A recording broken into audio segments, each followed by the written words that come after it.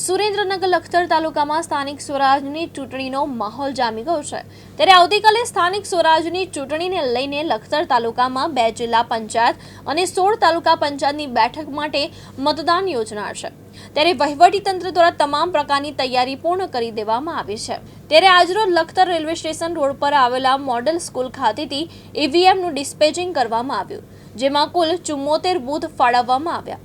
ચૂંટણીની પ્રક્રિયામાં જોડાયેલા અધિકારી અને કર્મચારીઓને ડિસ્પેચિંગ સેન્ટર પરથી ઈવીએમ મશીન સહિત જરૂરી સાધન સામગ્રીની ફાળવણીની પ્રક્રિયા કરી દેવામાં આવી છે। ડિસ્પેચિંગ સેન્ટર પરથી પોલીસ બંદોબસ્ત વચ્ચે ઈવીએમ રૂટ વાઇઝ બસ અને ખાનગી વાહન દ્વારા મતદાન મથક તરફ રવાના કરવામાં આવ્યા।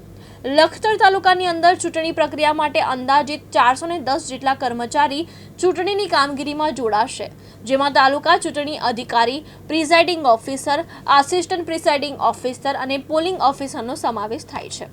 જ્યારે હાલમાં ગરમીને ધ્યાનમાં રાખીને મતદાન મથક પર ખાસ આરોગ્યની વ્યવસ્થા પણ કરવામાં આવી છે।